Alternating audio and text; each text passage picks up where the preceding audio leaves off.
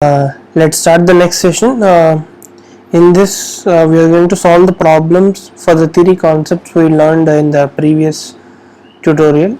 So, in the previous tutorial, we have learned what is binomial expansion and what is the general formula for the general term, that is TR plus 1, and what is the largest binomial coefficient, what is the middle term of binomial expansion, and what is the numerically greatest term.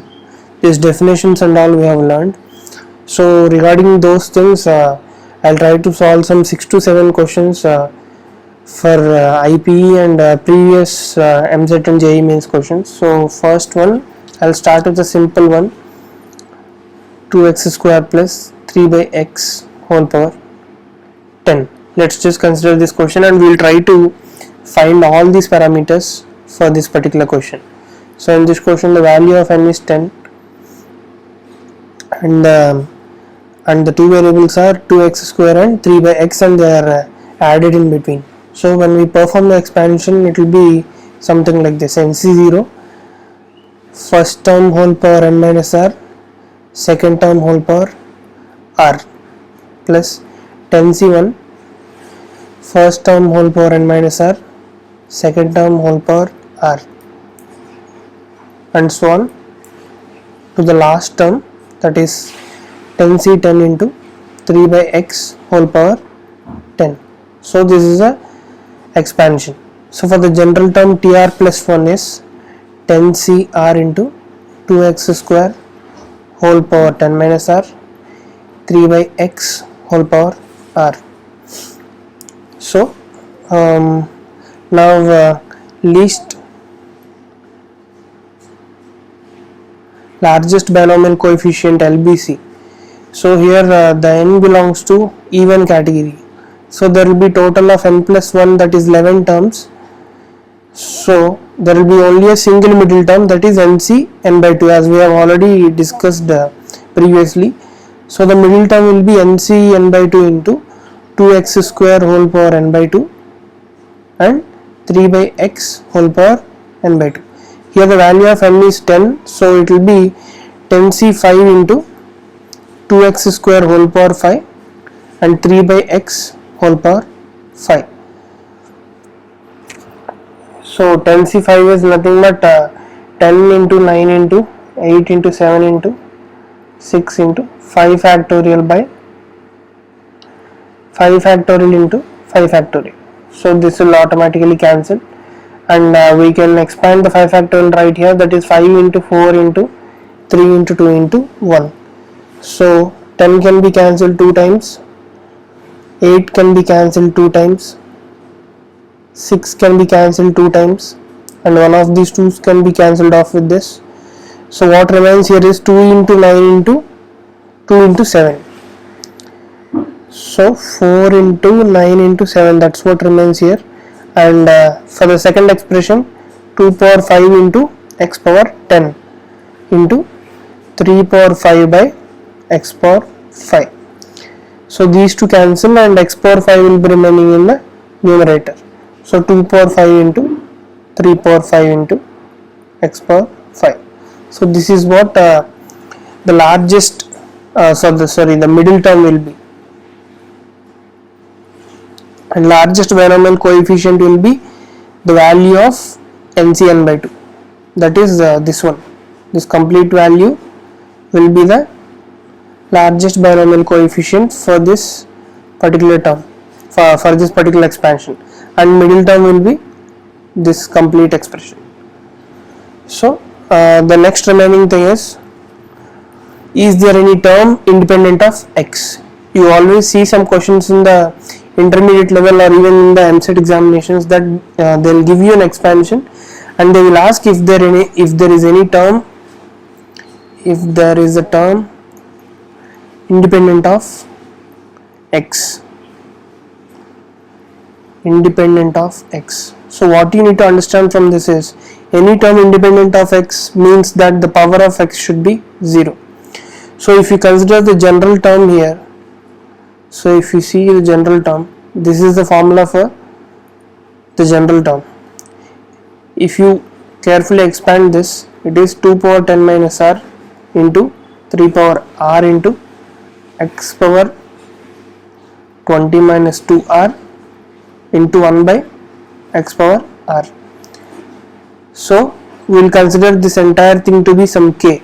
Okay, so k into x power 20 minus 3r. Okay, so if we want to find if there is any term independent of x in that, we need to equate the power of x to 0. So 20 minus 3r is the power of x, we will equate it to 0, then r will be 20 by 3, which is not an integer. So we will only accept the values of r as an integer, then we will be certain that there is a term.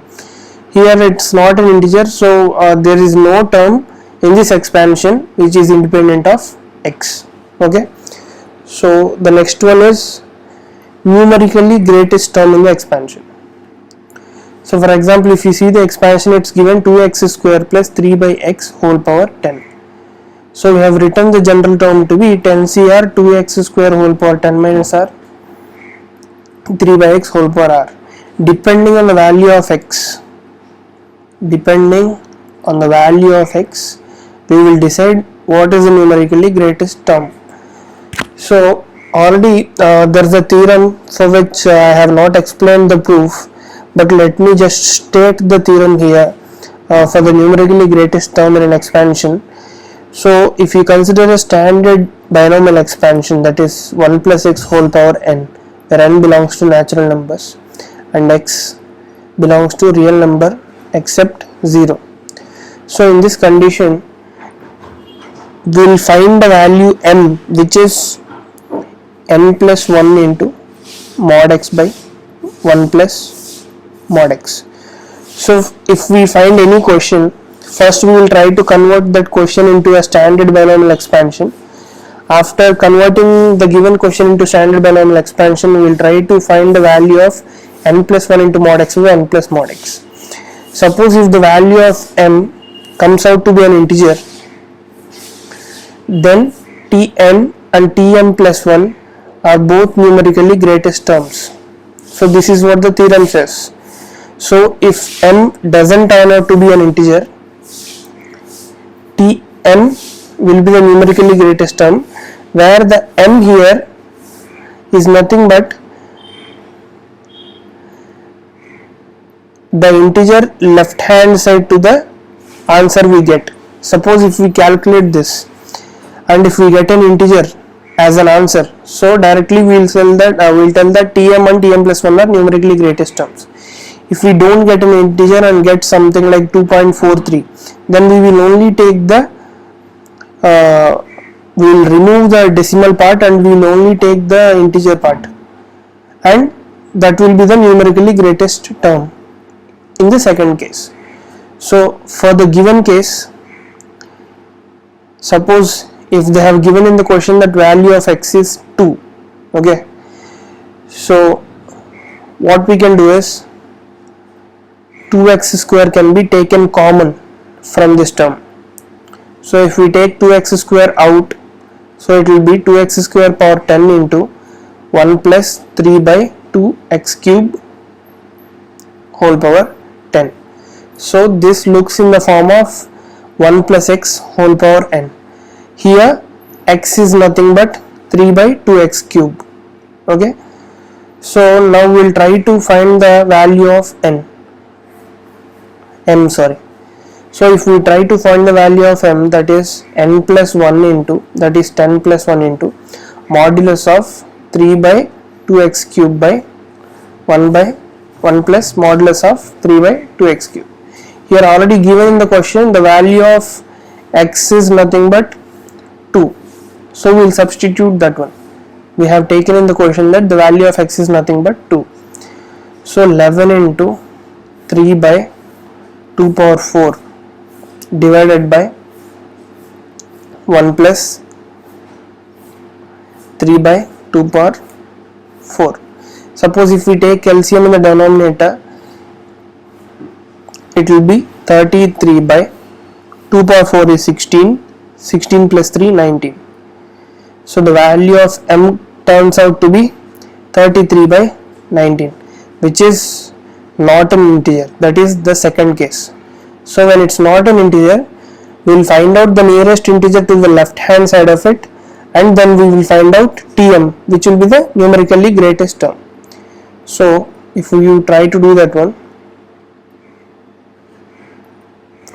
33 by 19, so it can be 1 point something. So it doesn't matter what the decimal is, because we will remove it and we will consider this term to be m. So m equal to 1, and Tm is the numerically greatest term. So term 1 is a numerically greatest term, which means 10C0 into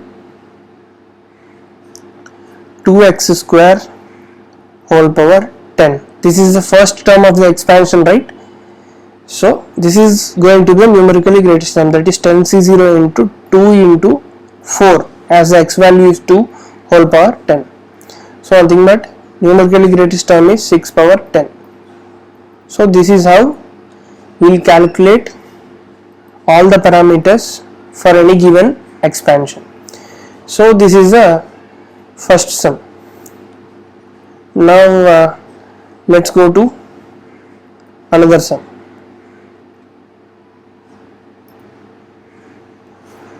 So the next term is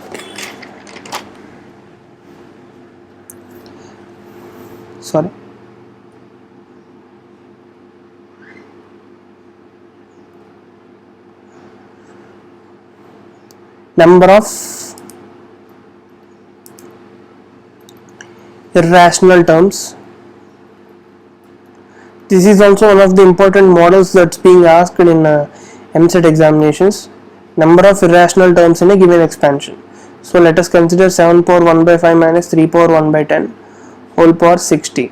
This is the expansion that they have given in the question, and they are asking us to find number of irrational terms in this expansion. Suppose before going to the solution, first we all need to know what an irrational term is. So any value that cannot be represented as division of two numbers, suppose 0.6, it can be represented as 2 by 3. 2 by 3 is 0.6. Suppose if you consider root 2 or a pi is 3.14 something, infinite values, and root 2 is also 1.4123 something. Okay, so these cannot be represented as a division of two numbers. You may ask that pi is 22 by 7, but 22 by 7 is very near approximation of the pi. It's not the exact answer of the pi. So these are irrational terms. So in the given expansion, how do you find how many irrational terms are there? Whatever 7 or 3, they should not have a decimal power. That is, they should not have any other power except integer. So they should not have powers like 1.23, 4.56. So they should not have powers like that. Only they should have integer powers. Then only the whole term can be considered as a rational term. Okay, so if the powers are not integers and there are some real numbers that are not integers, so these can be considered as irrational term. So let us write the general formula for the given expansion, that is TR plus 1 equal to 60 CR 7 power 1 by 5 whole power 60 minus R into minus 1 whole power R into 3 power 1 by 10 whole power R. This minus 1 whole power R I have taken out of this because this is minus 3 now. So minus 3 will be here, that I have taken out separately as an separate term. So minus 1 whole power R into 60 CR 7 power 60 minus R by 5 into 3 power R by 10. So for the index of for the power of 3 to be an integer, R should be a multiple of 10. So R should be something like 10x. Then only this will be a rational number. This whole term will be a rational number. And for the power of 7 to be a rational number, the power of 7 to be an integer, we can consider that 60 minus R by 5 equal to y, where y is an integer. Okay, So 60 minus r equal to 5y. R equal to 60 minus 5y. So what we know from the question is r can vary from 0 to 60 because it starts from NC0 to NCN and the value of n is 60. So this r value will vary from 0 to 60. So instead of r we can keep 60 minus 5y. So 0 less than or equal to 60 minus 5y less than or equal to 60.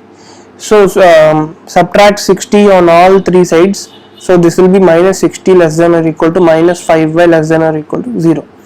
Suppose if we multiply by minus 1 to all three terms, it will be 0 less than 5y less than 60.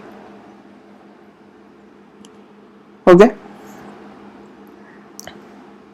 0 less than y less than 12. So for 0 less than y less than 12, this r can be a set of values that will be keeping the power as an integer.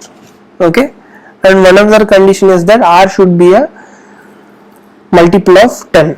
So starting from 0, 1, 2, 3 and so on up to 12, we will put all the values of y in this given expression. Suppose if we put all the values of y, if we put y is equal to 0, r will be 60. If we put y is equal to 1, r will be 55. If we put y is equal to 2, r will be 50. If we put y is equal to 3, r will be 45 and so on until when we put y is equal to 12, r will be 0. And another condition we know that it should be a multiple of 10. So these 55, 45 values will not be acceptable. So only the acceptable values of r are 0, 10, 20, 30, 40, 50, 60. So how many terms are these? 1, 2, 3, 4, 5, 6, 7. So there are only 7 possibilities of r. 7 possibilities of r for which the term is a rational number. So finally we can conclude that there are total 61 terms, out of which we found out 7 terms to be rational numbers. So irrational terms will be 54 irrational terms.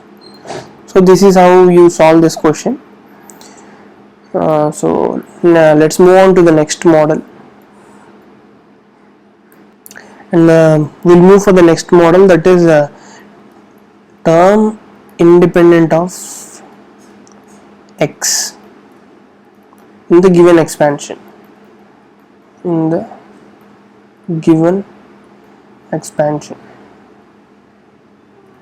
Okay, so the given question is something like this: x power 2 by 3 minus x power 1 by 3 plus 1 minus of x minus 1 by x minus x power 1 by 2 whole power 10. Okay, so what we have to observe here is the denominator and numerator can be cancelled somehow. If you observe closely, the formula of a cube plus b cube will be a plus b into a square minus ab plus b square. Okay, so if you try to write the term in the numerator as x power 1 by 3 whole cube plus 1 power 1 by 3 whole cube, it can be written as x power 1 by 3 plus 1 power 1 by 3 into x power 2 by 3 minus x power 1 by 3 plus 1 power 2 by 3.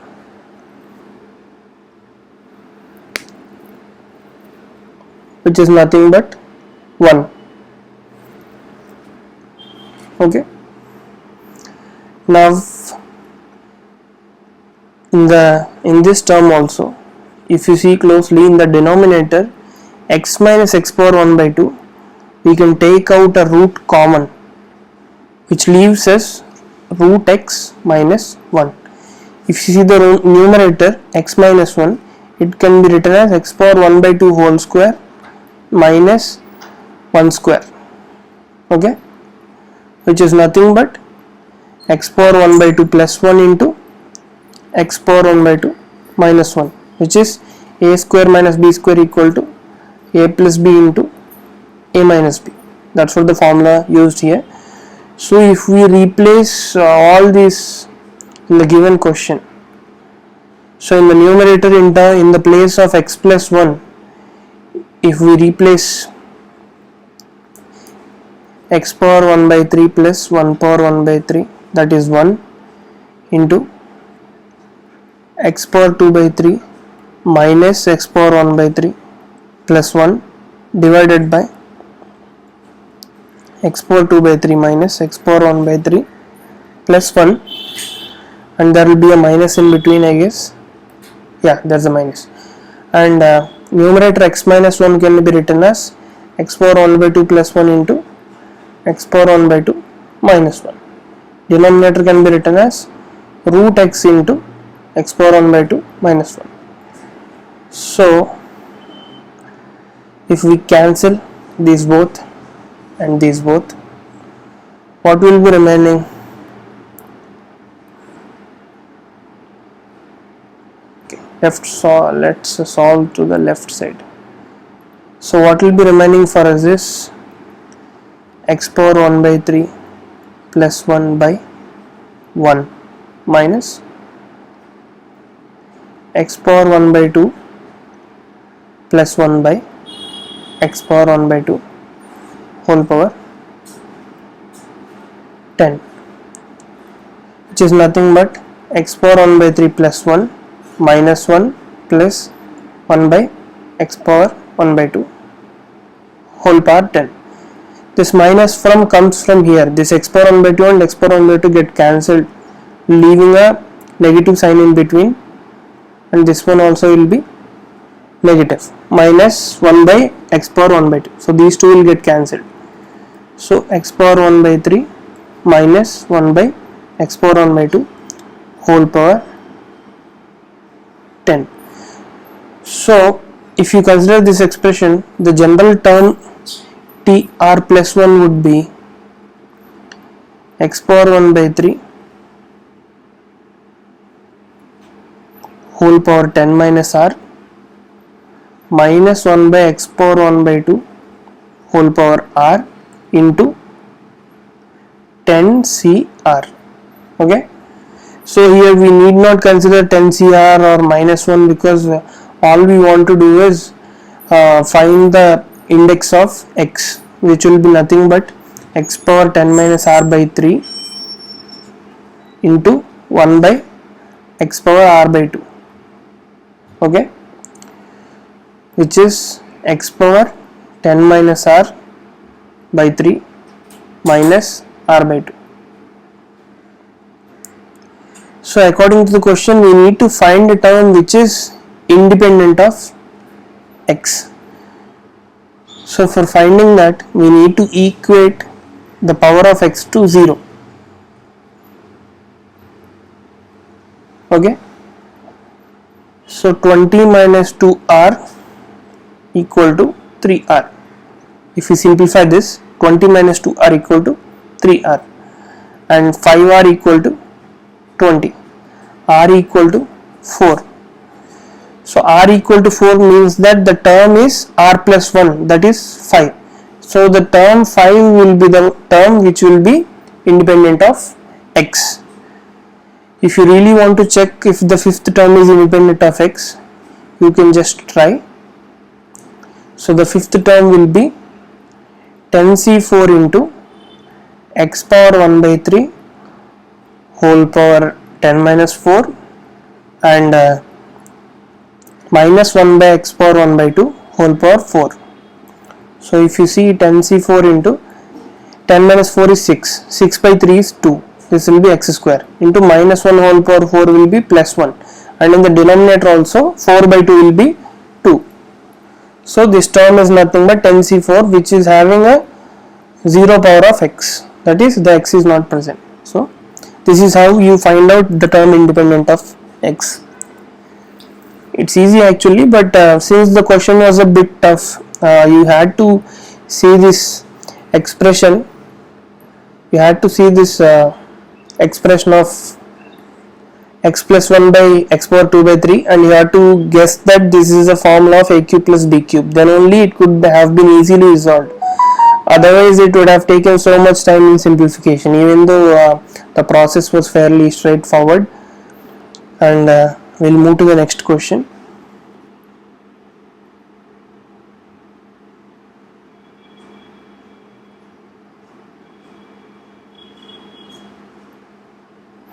Okay, the next model is 5 power 5 power 5 power 5 and so on 100 times. So this power goes on for 100 times. This one is divisible by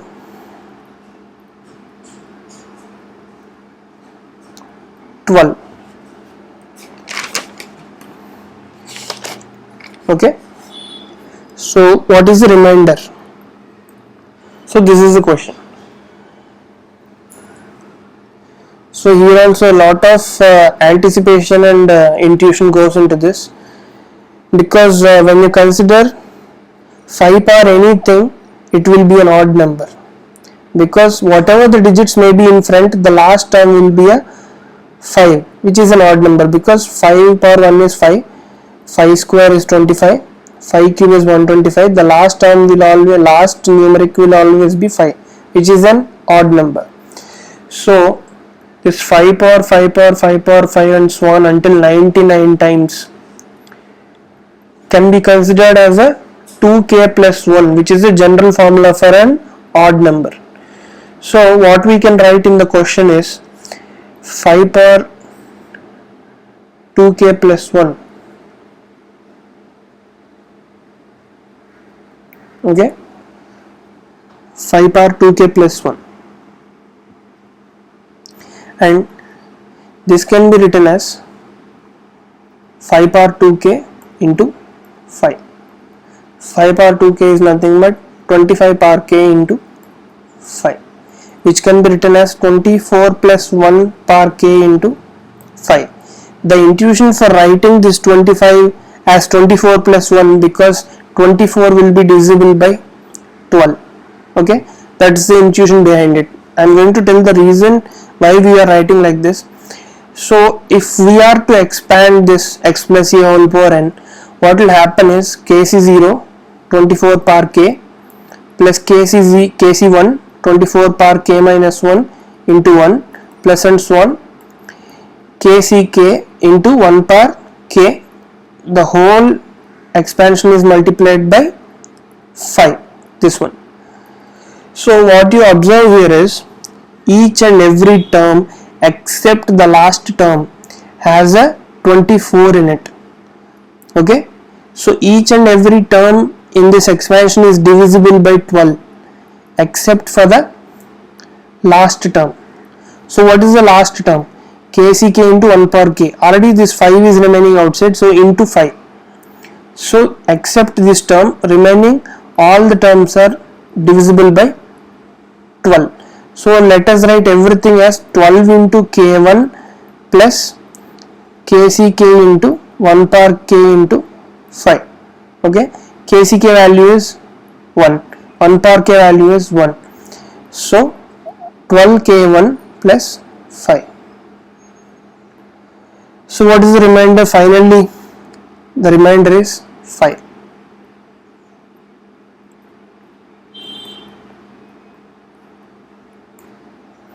So this is how we solve the questions of this kind, and the questions may get complex in JEE mains, and we will discuss one complex question of that sort. Okay, so let's consider a question where it's given that 1690 power 2608 plus 2608 power 1690, and given that this is divisible by 7, if this is divided by 7, what will be the remainder? So what we need to do is we'll divide 1690 by 7. Okay, so 7 2s are 14, 29, so 7 4s are 28 and 1, so the remainder will be 3. So 1690 can be written something like this: 7 into k plus 3. Suppose if we consider 2608, if we divide it by 7, 7 4s are 28, 7 3s are 21. Okay, so 5 will be remaining 50, 7 7s are 49, so 1 will be remaining 18, 7 2s are 14, 4 will be the remainder. So 7p plus 4. Suppose if you replace this 7k plus 3 whole power 2608 plus 7p plus 4 whole power 1690. If you try to expand this as we did in the previous question, what you will find out is that except the last term, every term will have 7. Only the last term will have 3 power 2608. 2608 C 2608 into 3 power 2608. This will be the last term of this expansion, and the last term of this expansion will be 4 power 1690 into 1690 C 1690. So except this, all the other terms will have some form of 7. So if you divide this whole number by 7, every term will get divisible except the last two terms, except these two terms. So we'll examine further these two terms. Okay, so these two terms are 3 power 2608 plus 4 power 1690. So now what you got to do is you need to get 7 again in the bracket here. Okay, and you should get the remainder less than 3 or 4, something like that, so that we could get out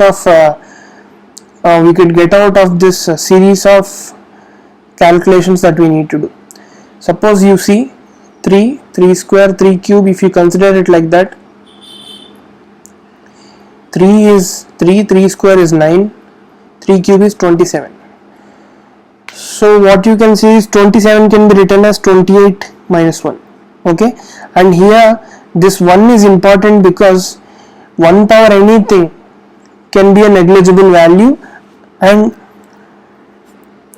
3 power 2608 can be resolved into 1 power 2608 in the next step if we write it like this. Okay, so for getting this we need 3 cube, so try to divide 2608 by 3. Okay, 8 3s are 24, 2 is remaining, 6 3s are 18, 2 is remaining, 3 9s are 27, 1 is remaining. So this can be written as 3 into 3 power 869 into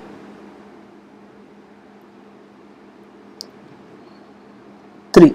Okay, and here if you consider 4 square is 16, it's nowhere near any multiple of 7, and 4 cube is 64, so 64 is nothing but 63 plus 1. Okay, so we can somehow write 63 plus 1 and we can get rid of 63 because it's a multiple of 7. Okay, we will be remaining with 1, so that's what we will try to do. Suppose if we need to get 64 in the bracket, what we will do is we will divide 1690 by 4. Okay, and we will try to see.